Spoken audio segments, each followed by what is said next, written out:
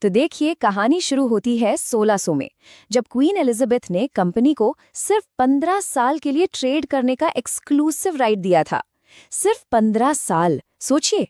लेकिन ये पावर इतनी बड़ी कि जल्द ही इस मोनोपोली को अनिश्चित काल के लिए, मतलब एक तरह से हमेशा के लिए कर दिया गया।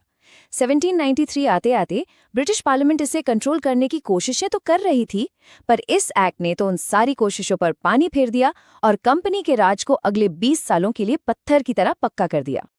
तो चलिए अब वापस 1793 पर आते हैं और अब हम ये समझेंगे कि इन दो मेन प्रोविजंस का असल में मतलब क्या था और इसका असर क्या हुआ। तो लब्बो-लुबाब ये है, इस एक कानून ने दो बड़े काम किए। एक, इसने ट्रेड मोनोपोली को बढ़ाकर कंपनी को और भी पावरफुल और अमीर बना दिया, और दूसरा, ब्रिटिश एडमिनिस्ट्रेशन का पूरा खर्चा भारत के कंधों पर डाल दिया। सीधा हिसाब किताब था, मुनाफा कंपनी का और सारा खर्चा भारत का। और ये दिखाता है कि कंपनी कितनी तेजी से बदल रही थी। अब वो सिर्फ एक ट्रेडिंग कंपनी नहीं रह गई थी, नहीं, अब वो एक तरह की सरकार बन रही थी। एक ऐसी रूलिंग पावर जिसका खर्चा भारत उठा रहा था और जिसके प्रॉफिट की गारंटी ब्रिटिश कानून दे रहा था।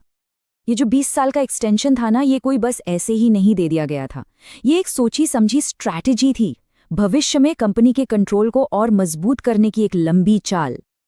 तो 1793 का ये एक्ट एक बहुत बड़ी कहानी का सिर्फ एक चैप्टर था, और ये हमें सोचने पर मजबूर करता है कि जब ट्रेड और सरकार की ताकतें एक ही हाथ में आ जाती हैं, तो पावर को और बढ़ाने का अगला कदम क्या होता है।